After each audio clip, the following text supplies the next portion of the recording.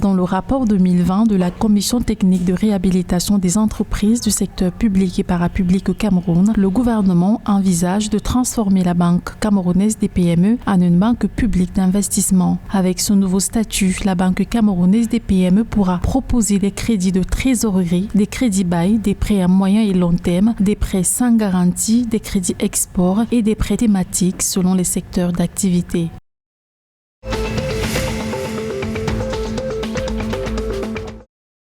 L'année 2022 est une année électorale en Centrafrique. Selon le président de l'autorité nationale des élections, les élections locales, régionales et sénatoriales sont prévues pour septembre 2022. Toujours selon Barthélémy Mathias Moroba, pour ces municipales, son institution entend mobiliser environ 9 milliards de francs CFA, dont 1,6 auprès de l'État centrafricain et 7,4 milliards auprès des partenaires internationaux. Rappelons que ces élections municipales interviennent pour la première fois depuis 30 ans. Du côté de l'opposition, certains leaders ont indiqué que sans une réforme profonde et structurelle de l'autorité nationale des élections, ces municipales seront la reproduction des hold-up électoraux des présidentielles et législatives de 2020 et 2021.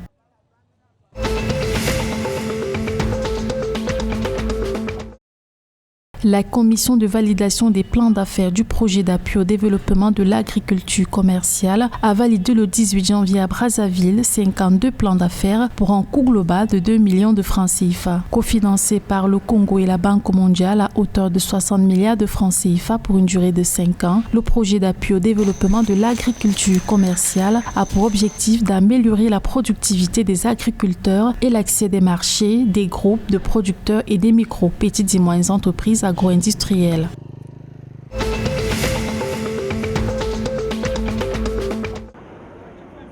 Pour l'atteinte de l'autosuffisance alimentaire au Gabon, les autorités ont mis à contribution le personnel du génie militaire. Le projet est le fruit d'un partenariat entre le ministre de l'Agriculture, de l'Élevage et de la Pêche et son homologue de la Défense. La convention signée permettra de mettre à contribution les agents du génie militaire pour la matérialisation du projet gouvernemental de réduction de 50% des importations de produits alimentaires d'ici à 2025 et de l'atteinte de l'autosuffisance alimentaire.